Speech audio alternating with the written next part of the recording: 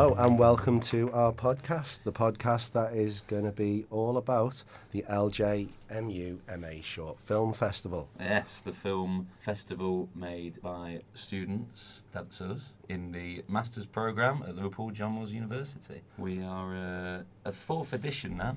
We're going for 4 years, started in the pandemic, and it's been growing in size ever since. Excitingly, this year we have fully hybrid. We're online and we are showing each individual strand in the Redmonds building, and we've also got a lovely closing event at scale on Friday the 22nd. Yeah, at that closing event, you as the audience will be able to vote for your favourite films. We'll also see which of the different films from the strands are going to be judged the best by our very exclusive judging panels. Oh, aye, and we can just briefly talk about that panel. We've got a few impressive names on there. We've got Catherine Kolstead, who's the programmer for the Hamburg Film Festival. So we've got some high qualifications in there.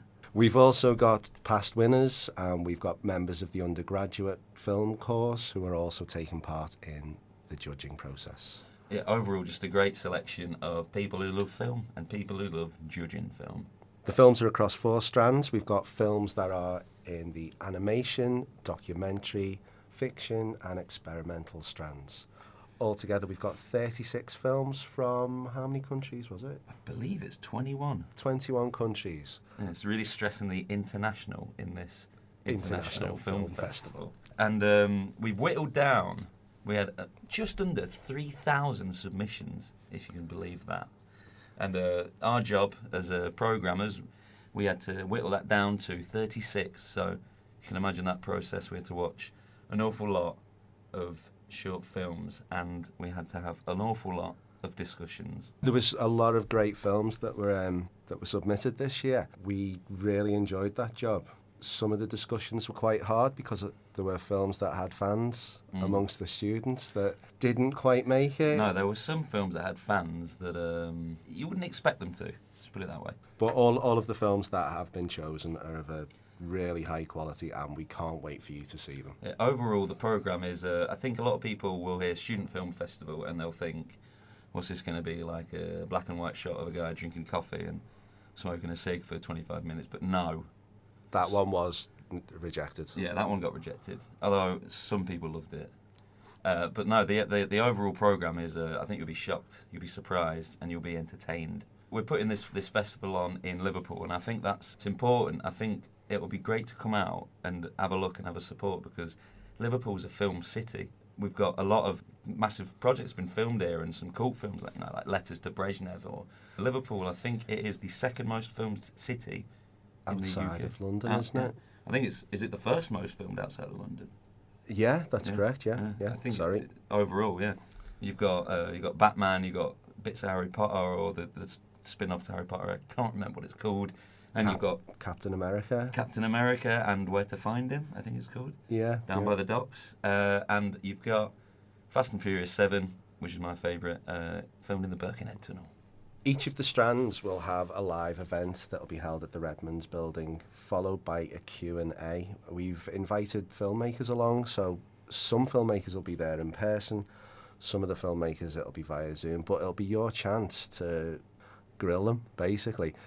Think about the films that you've watched and have a little chat with the filmmakers, see what their intentions were, see what the process that they went through when they were making their films. It's a unique opportunity to see a brand new film from a brand new filmmaker and instantly ask them a question and get their opinion on it. You've got to remember, Spielberg, Lucas, all your favourite directors, they were film students at one point and they were making their student films at one point. So you could be discovering the next big thing, and you might have a chance to ask them a question.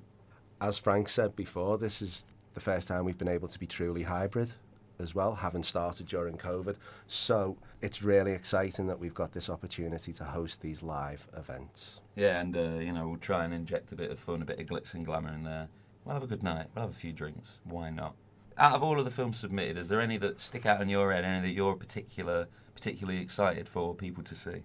Okay, I was part of the documentary programming group, and so we chose 9 different documentaries.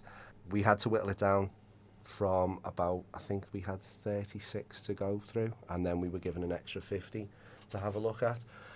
My favourite one amongst them is a film called Honey Bunny Duracell, and it's a Czech film about a boxing champion. Interesting title. Where does that come from? That's probably going to be the first question I ask the filmmaker when I meet them. So it's not apparent in the film, but it's attention grabbing.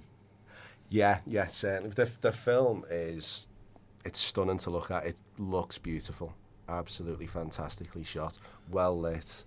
The editing is really, really something to behold. What's it about? Honey Bunny Duracell is about the struggles that a boxing champion has faced in training. It's told in quite an avant-garde experimental So fashion. It's like experimental documentary. There's some crossover there. Yes, definitely. I think that this was one of the ones that was submitted in 2 strands, and we made the decision to place it in the documentary strand. Any reason for that in particular? Was the experimental a little bit fuller than the documentary, or did you just feel it lent more towards documentary rather than experimental? I think that the feeling was that it was more of a documentary. They were using experimental aspects in order to get across the struggles that this boxer had undergone. It's more of a while she was reflexive training. mode of documentary. Yes, definitely. Yes. Film students. Yeah. How about you? Did you have any films that were particularly called to you? In our programming strand, we've got a French film, and it's got a very long title, and it's called "The Good Guy Who Used to Be Nice But Went Bad," or something to that effect. It's basically about a guy who gets his benefits cut off, and he gets lost in all the bureaucracy of it, and he ends up kind of losing himself, and it's a very current, it's a very important message. It illustrates a real issue, but it does it in quite a cartoony, kind of interesting way. So that is my favourite. But also, on the animation strand, there's a great little cartoon called the Delete Machine, which I just think it's a short little one. It's got that kind of early 2000s, late 90s Cartoon Network style, and it's just a lot of fun. And I really think there's a lot of great stuff in all the strands. I think you're going to be sat at home going, oh, there's nothing to do, there's nothing on. Get out to the Redmonds building and see some bleeding short films. And even if you can't make it down to the Redmonds building, we are available online. You'll be able to watch all of the films. Going back to the animation strand, I thought that Jelly Baby was an amazing Jelly film. Baby that's one that had there was divided opinion in the class, and we were talking about whether it should be included or not, but I think we're both quite happy that it was. Big fans of that film. Yeah, it's Big a bait and switch. It's a long form joke. It's stunning. Yeah. The stop motion animation is beautiful. It's a little bit Grizzly Tales for Gruesome Kids, if you remember that. There was another fiction film that I really liked. Was Two Syllable Name.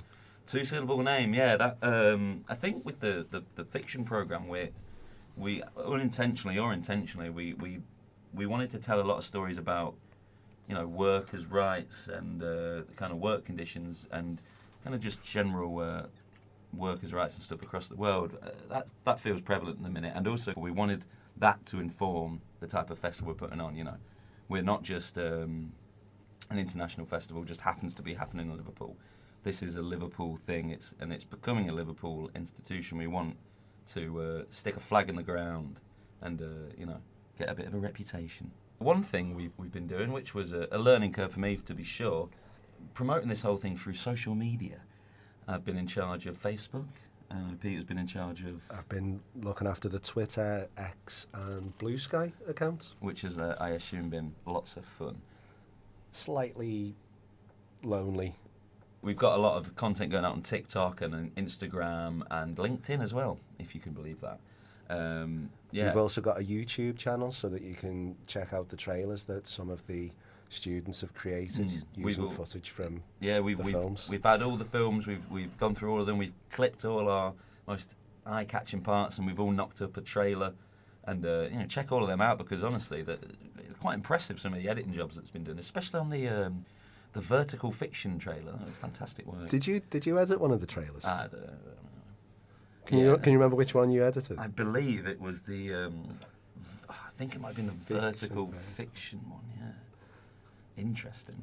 A couple of the students have also been working in the field of PR and have been in touch with local news and also national news organisations to try and get the message out about LJMU MA Short Film Festival. It's been really, there's been a lot of hands-on experience that I don't think a lot of us would have expected, but everything I've heard, we will get some more students on this for the next few episodes that we've been talking about it. It's been great, it's been illuminating, it's been inspiring, it's been interesting. Okay, well that's going to do us for the first episode of the LJMU MA Short Film Festival podcast. And stay tuned because we're going to be knocking a few of these out, and we're going to get a few guests in, and we're going to have a bit of a laugh. But in the meantime, if you want to check out the festival, log on to ljmumashortfilmfestival.org, or if you just Google that, it will come up. You can reserve your tickets for the free closing event at Scale on the 22nd of March. If you want to check us out on social media, you can look for LJMU MASFF on all social media platforms. We've got the same name, same handle, whatever you want to say. On Alan Partridge. Yeah, get on them socials. Have a look, have a share if you're that way inclined. Please do share stuff because it's quite lonely It at the moment. It gets really lonely, especially on Twitter and Facebook. Yeah. You're just shouting into the void. Yeah. But no, it's great fun, obviously. But that's going to do us for today. Check out the socials, check out the website, and get excited because it's quite an interesting program, quite an entertaining program. Yeah. Thanks for listening, guys. Thanks for listening, guys, and we'll catch you in the next one. Bye.